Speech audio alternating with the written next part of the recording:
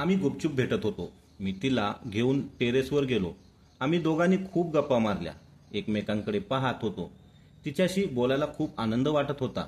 ती दिसायला खूप सुंदर होती. तिने केस मोकळे सोडले होते. साधा ड्रेस घातला होता. ती एवढी सुंदर दिसत होती की मी वर्णनही करू शकत नाही. तिचे काळेभोर लांब केस, बोलके डोळे मला तिच्याकडे आकर्षित करत होते. मी तिच्यापासून थोड्या अंतरावर बसलो होतो, पण हळूहळू सरकत सरकत तिच्याजवळ गेलो आणि नमस्कार मित्रांनो, माझं नाव केशव आहे. मी 26 वर्षाचा आहे. मी एका खेड्यागावात राहतो. आमच्याकडे भरपूर गुलाबाची झाडं आहेत. त्या झाडांना वेगवेगळ्या रंगाची फुले लागतात. माझ्या घरासमोर एक फॅमिली राहायला आली होती. त्या फॅमिलीमध्ये नवरा बायको आणि त्यांची 24 ते 25 वर्षाची एक मुलगी होती. ती खूप सुंदर होती. मी तिला पाहिलं होतं, पण आमची ओळख झाली नव्हती. मी एके दिवशी टेरेसवर असंच बसलो होतो. मला ती सुंदर तरुणी समोरच्या घरातून आमच्या घराकडे येताना दिसली. म्हणून मी उठून खाली वाकून पाहिलं. ती माझ्या आईला म्हणत होती की तुमच्या गुलाबातील काही फुलं मी घेऊ का? मला गुलाब खूप आवडतात. आई म्हणाली, घे मग. तिने 2 गुलाबाची फुलं घेतली आणि ती परत तिच्या घरी गेली. काही वेळाने ती किराणा दुकानात सामान आणायला जाताना दिसली. तिने डोक्यात गुलाबाचं फूल लावलं होतं, त्यामुळे ती खूपच सुंदर दिसत होती. मला ती खूप आवडली. मग मी ठरवलं की आपण रोज सकाळी एक गुलाबाचं फूल तोडायचं आणि तिच्या दारात ठेवायचं.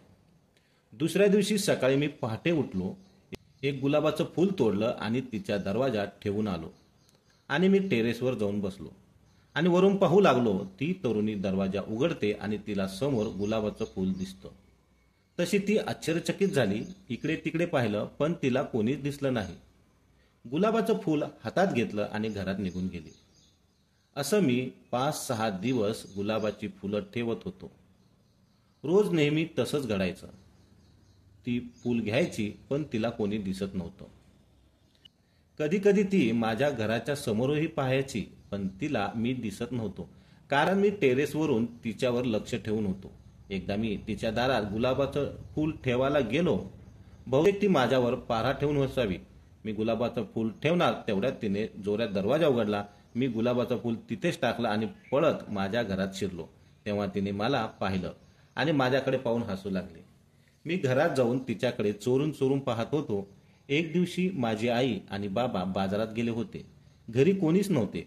हे पाहून ती तरुणी गुलाबाचं फूल न्यायला आली, पण तिला माहिती नव्हतं की मी घरी आहे. ती गुलाबाचं फूल तोडणार तितक्यात मी दरवाजा उघडून बाहेर गेलो.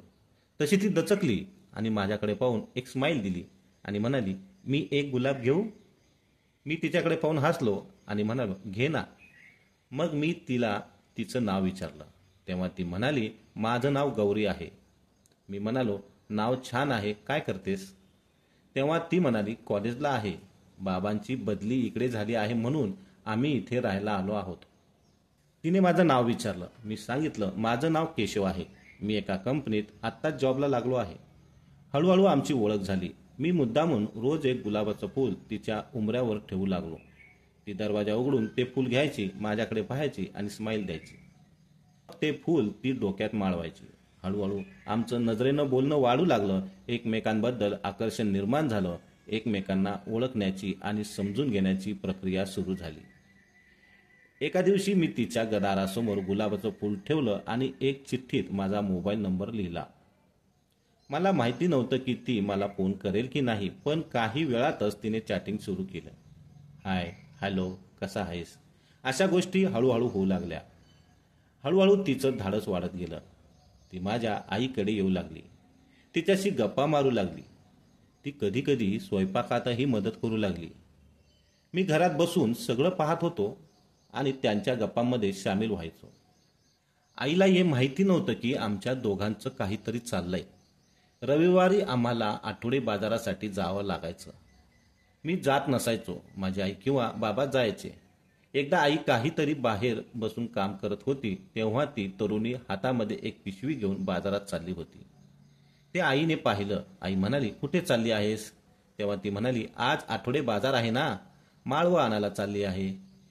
हे मी सुद्धा ऐकलं आणि मी हळूच खाली आलो. तोपर्यंत ती तरुणी निघून गेली होती. मी खाली आलो आणि आईला म्हणालो, आई, मी जाऊ का बाजार आणायला?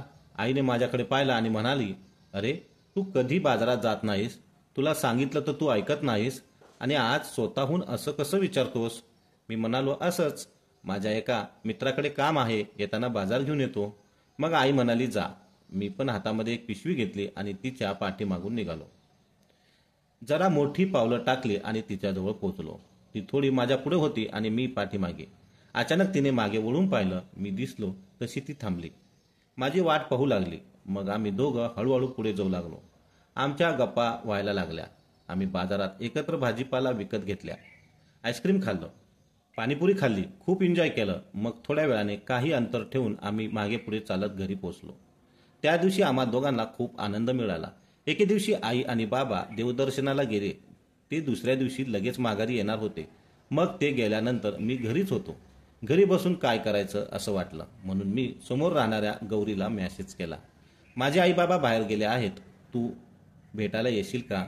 तेव्हा तिनं घरी काहीतरी सांगितलं आणि ती मला भेटायला माझ्या घरी आली. आम्ही गुपचूप भेटत होतो. मी तिला घेऊन टेरेसवर गेलो. आम्ही दोघांनी खूप गप्पा मारल्या, एकमेकांकडे पाहत होतो. तिच्याशी बोलायला खूप आनंद वाटत होता. ती दिसायला खूपच सुंदर होती. तिने तिचे केस मोकळे सोडले होते, साधाच ड्रेस घातला होता. ती एवढी सुंदर दिसत होती की मी वर्णनही करू शकत नाही. तिचे काळेभोर बोलके डोळे मला तिच्याकडे आकर्षित करत होते.